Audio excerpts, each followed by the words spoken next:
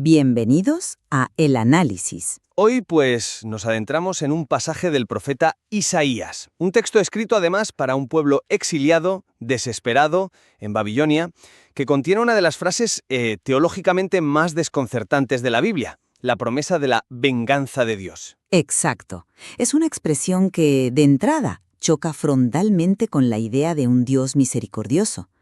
El comentario que tenemos de base para nuestra conversación sitúa el texto en el siglo VI a.C., un momento de crisis profundísima. Y, bueno, en medio de una promesa de consuelo, de repente aparece esta palabra, venganza. Y eso nos sitúa, creo, en el centro de nuestro desacuerdo de hoy. La pregunta es, ¿debemos entender la reinterpretación que hace el profeta de la venganza, entendiéndola como un acto de salvación, como una evolución teológica brillante y necesaria? ¿O, por el contrario, el mero hecho de usar un término tan cargado es ya de por sí problemático y perpetúa, quizás sin querer, una imagen primitiva, violenta de la divinidad? Yo, desde luego, defiendo lo primero. Sostengo que esta transformación del significado no es un problema a superar, sino una de las claves más profundas que ofrece el texto sobre la naturaleza liberadora de Dios. Y yo, por mi parte, pues argumentaré que mantener este vocabulario, incluso dándole la vuelta, es inherentemente confuso, y que puede oscurecer en lugar de aclarar la naturaleza de un Dios cuyo principal atributo, según otros muchos textos, es la misericordia. Bien, pues déjame empezar exponiendo mi visión. Para mí, la clave está en no leer a Isaías con ojos del siglo XXI, sino en entender la audacia de su mensaje en su propio contexto. Él se dirige a un pueblo que conoce muy bien el lenguaje de la venganza. Es el lenguaje de los imperios, de vencedores y vencidos. Y lo que hace Isaías es tomar deliberadamente ese término tan visceral, tan conocido para su audiencia, y darle un significado radicalmente nuevo, positivo. Fíjate que el texto no deja lugar a dudas, define la venganza de inmediato. Ahí está vuestro Dios, que llega a la venganza, viene en persona y os salvará. Es decir, no es una represalia contra personas, sino una acción divina contra el mal, abstracto, digamos, que las oprime. El exilio, la ceguera, la sordera, la parálisis. El resultado de esta venganza es la curación. Se despegarán los ojos de los ciegos, los oídos de los sordos se abrirán. Vamos, es un caso de manual, de cómo se le da la vuelta por completo al significado de una palabra, algo que la Biblia hace también con conceptos como sacrificio o temor de Dios. Es una herramienta pedagógica, a mi juicio, genial. Usa tu lenguaje para enseñarte una verdad que no conoces. A ver, yo lo veo de otra manera. Entiendo perfectamente el argumento del contexto histórico, pero mi problema es precisamente que esa herramienta pedagógica, como la llamas, puede haber caducado. Aunque la intención del profeta fuera redefinir el concepto, el uso de la palabra venganza es, desde mi punto de vista, teológicamente contraproducente hoy en día. El propio comentario que manejamos lo reconoce y cito, que en sus inicios el pueblo de la Biblia imaginaba un Dios e imagen del hombre, un Dios que se venga como los humanos. Bueno, pues el hecho de que necesitemos un comentario, un análisis como el que hacemos y toda una explicación para aclarar que venganza no significa venganza, sino todo lo contrario, eso para mí demuestra la debilidad inherente del término. ¿No es eso una prueba de que el experimento pedagógico, aunque fuera bien intencionado, es problemático? ¿Por qué no usar un lenguaje más claro, más directo, como, no sé, justicia, restauración o liberación?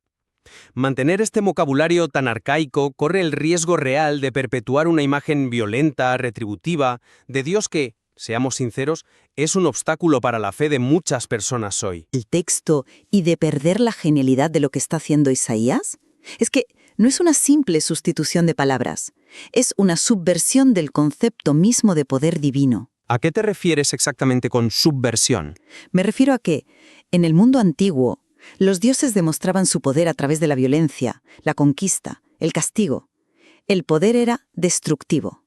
Isaías toma esa idea de poder, encapsulada en la palabra venganza, y la subvierte. Demuestra que el verdadero poder de Dios no se manifiesta en la destrucción, sino en la creación y la sanación. Es un vuelco total a la teología del poder. Y esto, además, se refuerza con otra palabra clave que usa el texto y que el comentario resalta. Rescatados. Sí, el concepto del Goel. Exacto. Cuando el texto habla de los rescatados del Señor, esa palabra en hebreo alude directamente a la figura del Goel. En la ley judía, el Goel era el pariente redentor. Era el familiar más cercano que tenía la obligación legal y moral de rescatar a un pariente de la esclavitud o de la deuda, si caía en ella. Era un deber familiar, muy íntimo. Aplicar este rol tan concreto, tan cercano, a Dios es una declaración teológica potentísima. Isaías está diciendo, vuestro Dios no es un emperador lejano que os castiga, es vuestro pariente más cercano que por un vínculo de sangre, por amor, está obligado a rescataros. Esta venganza es en realidad un acto de lealtad familiar. Ya. Y ese es un punto teológico muy bello, no lo niego. Pero fíjate que para llegar a él hemos necesitado una explicación de la figura del Goel en la ley judía. Mi argumento sigue siendo el mismo. La subversión tiene un coste muy alto, y ese coste es la claridad. El riesgo de malinterpretación es enorme. Si la revelación es un proceso pedagógico, como decías, su objetivo debería ser llevar a la claridad, no a perpetuar ambigüedades que requieren, un doctorado en teología para ser desentrañadas. ¿Pero es que la revelación no es también un proceso que nos desafía? A veces la claridad no viene de un lenguaje simple, sino de la tensión entre dos ideas. La tensión entre venganza y salvación nos obliga a pensar, a cuestionar nuestras propias ideas sobre Dios. Una tensión que, insisto, puede resolverse de forma mucho más elegante. El propio material de origen nos da la alternativa. En el comentario al Salmo se habla de la misericordia de Dios, y se define de una forma increíblemente poderosa. Unas entrañas que vibran ante el sufrimiento. Esa imagen es directa, es visceral, es universal, no necesita reinterpretación, comunica de forma mucho más efectiva la naturaleza de Dios que la palabra venganza. ¿Por qué aferrarse a un lenguaje problemático de venganza cuando se dispone de un vocabulario tan superior, tan inequívoco como el de la misericordia? Claro, pero al proponer la misericordia como un término superior, ¿no estás ignorando la necesidad de justicia activa que el pueblo exiliado anhelaba? La misericordia, para muchos, puede sonar a un sentimiento, a una compasión pasiva. La venganza que describe Isaías, en cambio, es una acción. No estoy de acuerdo. La misericordia no es pasiva. La imagen de las entrañas que vibran implica una reacción física, una conmoción que te lleva a actuar. Puede ser, pero la palabra venganza, en su uso subvertido, transmite una energía que la palabra misericordia por sí sola no siempre evoca para un pueblo oprimido. Implica una acción divina, enérgica, definitiva para restaurar la justicia. No es solo compadecerse del ciego, es abrirle los ojos. No es solo sentir pena por el cautivo, es romper sus cadenas. Es lo que vemos en el Salmo 145, que también se comenta. El Señor hace justicia a los oprimidos, el Señor liberta a los cautivos. Esta venganza de Isaías es una promesa de que el mal, la injusticia, la opresión, no tendrán la última palabra. Es una declaración de guerra, sí, pero no contra personas, sino contra el sufrimiento mismo. Son conceptos excluyentes. Yo diría que la venganza de Dios contra el mal es precisamente lo que abre el espacio para que florezca la misericordia.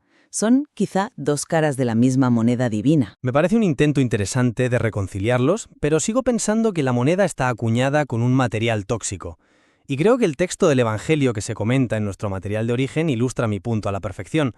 Tenemos a Juan el Bautista, el último de los profetas, en la cárcel, y duda precisamente porque Jesús no actúa como el Mesías vengador que la tradición, alimentada por un lenguaje como el de Isaías, le había llevado a esperar. Es un momento dramático, ciertamente. Crisis de fe, provocada por una expectativa incumplida, y la respuesta de Jesús es la clave de todo. No responde con una demostración de poder retributivo, no dice sí y mi venganza será terrible. No, simplemente señala sus obras, citando, irónicamente, al propio Isaías. Id a anunciar a Juan lo que estáis viendo y oyendo. Los ciegos ven y los cojos andan, los leprosos quedan limpios y los sordos oyen. La respuesta de Jesús se alinea con tu interpretación de Isaías, sí, pero al mismo tiempo subraya mi problema fundamental. La expectativa de un Dios que actúa según las categorías humanas de poder y venganza es, en palabras del propio Jesús, al final de esa escena, una ocasión de tropiezo, un escándalo. Un momento, ¿dices que es una ocasión de tropiezo? Pero ¿no es precisamente esa la función de la revelación? ¿Tropezar con nuestras ideas preconcebidas para poder avanzar hacia una comprensión más profunda? La duda de Juan no es un fracaso del lenguaje de Isaías, para nada, sino la prueba de su éxito. El lenguaje le llevó a un punto en el que tuvo que enfrentarse a la verdadera naturaleza de Dios, que no encajaba en sus viejas categorías. La pregunta de Juan es el momento crítico de esa pedagogía. ¿O es la prueba de que la pedagogía necesita una reforma urgente? Jesús parece indicarlo. Su respuesta es, en efecto, una corrección. Es como si dijera: habéis estado esperando un Mesías de poder y venganza, pero esa no es la naturaleza de Dios. El poder de Dios es la curación, la liberación. Quizás la lección más profunda que nos deja la duda de Juan es la necesidad de abandonar por completo ese marco conceptual de la venganza, en lugar de intentar redefinirlo y reciclarlo. A veces, para avanzar de verdad, hay que dejar atrás el lenguaje del pasado, por mucho que intentemos justificarlo. Resumiendo mi postura, creo que esa incomodidad de la que hablas es productiva. La transformación del concepto de venganza en los escritos de Isaías no es una reliquia problemática que debamos disculpar. Al contrario, es un testimonio elocuente del proceso de revelación. Demuestra cómo el lenguaje humano, con todas sus limitaciones, es moldeado y elevado para expresar una verdad más profunda sobre un Dios cuyo poder se manifiesta, paradójicamente, en la liberación de sus criaturas del mal que las aflige. Es un acto de pedagogía divina, que nos encuentra donde estamos para llevarnos más lejos.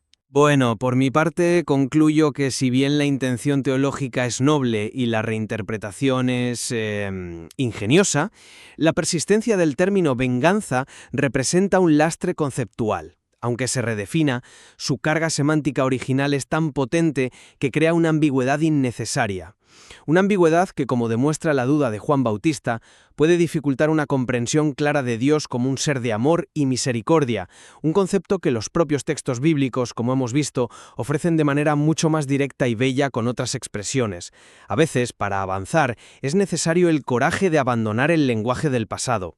Queda claro que las palabras que usamos para hablar de lo divino son tan complejas y están tan cargadas de historia como la propia experiencia humana. Y el análisis de cómo estas expresiones antiguas siguen resonando hoy y desafiando nuestra comprensión es un tema que, sin duda, merece una exploración continua a través de estos materiales.